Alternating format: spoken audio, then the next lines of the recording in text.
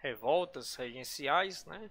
Mostrando o quanto foi conturbado esse período aí entre o primeiro e o segundo reinado. Vamos falar agora sobre uma das bem famosas aí, ela tem algumas peculiaridades, que foi a Sabinada. Bruno, esse nome é por quê? Porque a galera não sabia nada? Não. A Sabinada teve esse nome por causa do seu principal líder, o homem que idealizou essa revolta. Foi o Francisco Sabino Barroso. Esse rapazinho aqui, ó. Esse rapaz bonitão aqui de costeletas largas. Okay? Francisco Sabino Barroso, principal líder da revolta da Sabinada, que vai acontecer na Bahia. A Bahia, como sempre, palco de muitas revoltas. Bahia, que vai acontecer de 1837, né?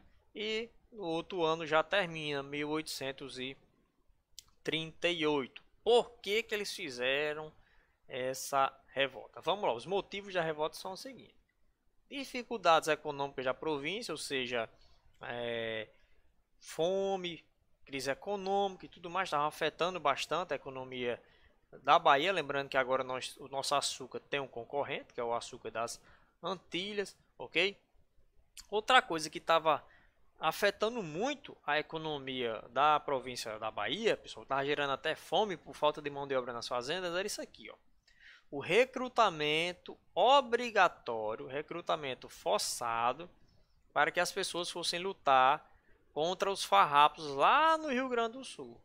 Então, o governo decretou que os moradores da Bahia, até escravos negros, fossem para o Rio Grande do Sul, obrigatoriamente, se alistar no exército para lutar contra os farrapos, que é um grupo que a gente vai já estudar mais sobre eles, que era um grupo que queria separar o Rio Grande do Sul e a região sul do Brasil do resto do país.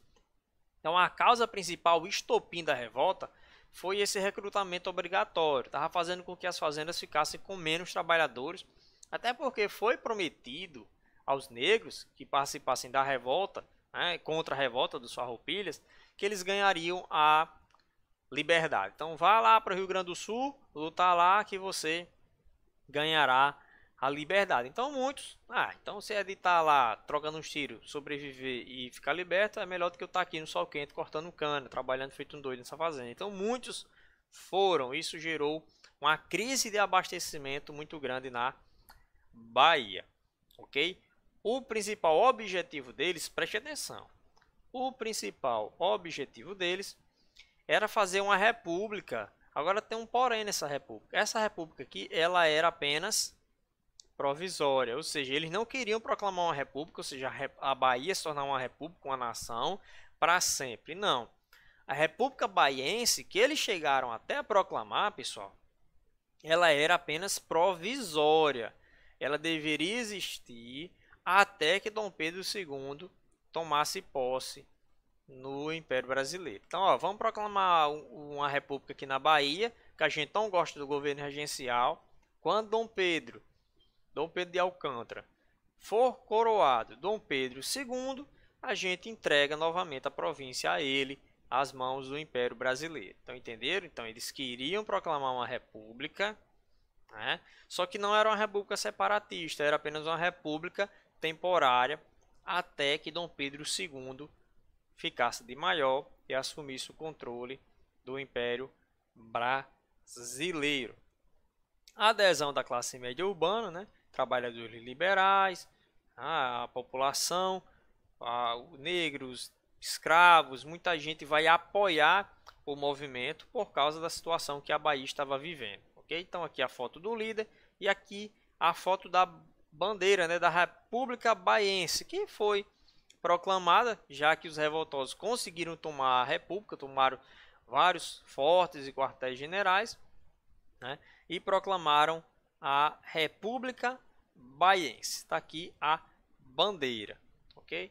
Vendo o passo a passo aí do que vai acontecer, ó, num período de 4 meses, né, período de muitas batalhas, os revoltosos conquistaram diversos quartéis militares nos arredores de Salvador, que era a capital da província.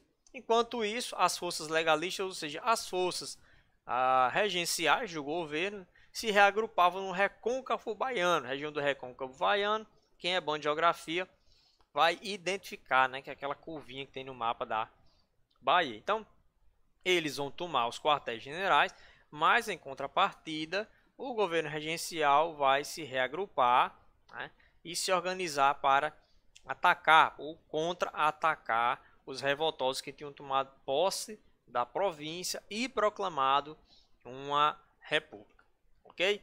Consequências aí do movimento. Vamos lá. Com a ajuda do exército e de milícias locais, ou seja, grupos militares que não apoiaram o movimento, as forças do governo regencial, reconquistaram a cidade de Salvador, pessoal. Então a revolta ela foi duramente reprimida, como sempre, né? Muita violência em relação às pessoas que estavam participando e que ousaram contra o governo regencial do Brasil. Foi duramente reprimida e deixou um saldo de aproximadamente 2.000 mortes e 3.000 prisões. Então, 2.000 pessoas, cerca, né? De 2.000 pessoas morreram e 3.000 foram para cadeia. Algumas dessas cadeias aqui no Brasil, outras até fora do país, porque muitos foram condenados ao degredo, ou seja, foram expulsos da nossa querida nação. Os principais líderes do movimento foram condenados à pena de morte ou prisão perpétua, e alguns foram de fato executados, né, e outros degradados, ou seja, expulsos do país. Quando você tinha uma graninha, muito dinheiro, aí muitas vezes você é só preso ou degradado. Os mais pobres não tinham jeito não, eram todos executados, para servir de exemplo, nos modos do que fizeram com os participantes e líderes da Conjuração Baiana, da Inconfidência Mineira, ok? Houve ainda alguns que conseguiram fugir e foram para onde? Lá no Rio Grande do Sul, para se juntar aos Farroupilhas, na Revolução Farroupilha, que é a última revolta que a gente vai ver na aula de hoje. Eu coloquei ela por último, por quê, pessoal? Porque ela é diferente de todas as outras. Ela, como diria um primo meu, ela é diferente das iguais, ok? Então, a Sabinada, mais uma revolta popular, né, que queria instaurar uma república provisória aqui no Brasil, especificamente na Bahia, mas foi duramente reprimida. Beleza? A gente chega em uma outra revolta popular. O nome dela já entrega. Balaiada. Pessoal, vocês sabem o que é um balaio, né? Um balaio é aquele cesto feito de coisa da natureza, né? De palha. Esses gravetinhos aqui, eles são retirados da natureza, eles fazem cestos, né, utilizados muito por índios, escravos. Hoje em dia é artigo de luxo. Você tem um balaio desse que é caro que só, artesanato. Mas naquela época o balaio era algo que representava a pobreza, era algo ligado às camadas mais pobres. Daí o nome a balaiada, que vai acontecer no Maranhão de 1838 até 1841, ok? Os principais líderes aí: Manuel dos Anjos Ferreira, o Balaio, era como ele era conhecido; Raimundo Gomes, o Cara Preta; e Negro Cosme Bento eram os principais líderes. Então, as principais lideranças de um movimento eram homens populares, ok? Eram todos homens ligados às camadas populares, negros e escravos. A causa. O que foi que causou essa revolta lá no Maranhão? Pobreza generalizada, né? Desigualdade social. Você tem aí os fazendeiros explorando as camadas mais pobres. Concorrência com o algodão dos Estados Unidos. O Maranhão nunca foi muito de se destacar na plantação de cana-de-açúcar. Então, o que eles investiram? Assim como até o nosso Rio Grande do Norte. Foi na algodão, né? Nas plantações de algodão. Só que tinha o algodão plantado lá nas colônias do sul das 13 colônias, que é onde hoje é os Estados Unidos, ok? Vocês lembram bem das 13 colônias. As do norte era mais liberal, empresas, e as do sul mais voltadas para o plantation, ou seja, monocultor, escravista, latifundiário. E aí você tem a concorrência do algodão dos Estados Unidos, que era mais próximo da Europa, então a Inglaterra preferia comprar deles, dos Estados Unidos. Privilégios dos latifundiários, ou seja, os fazendeiros tinham muitos privilégios, uma vida bem melhor. E comerciantes portugueses, famílias de portugueses que ainda viviam aqui no Brasil, né, tinham privilégios, pagavam menos impostos, ok? Recebiam pensões do governo, por quê? Porque eram ligados a Portugal. Isso trazia uma desigualdade muito grande, beleza? Mas vamos lá, por que o movimento não deu certo? Por que a balaiada durou aí 3 anos, mas eles não conseguiram se firmar e controlar a região do Maranhão? Não tinha união entre os participantes, ok?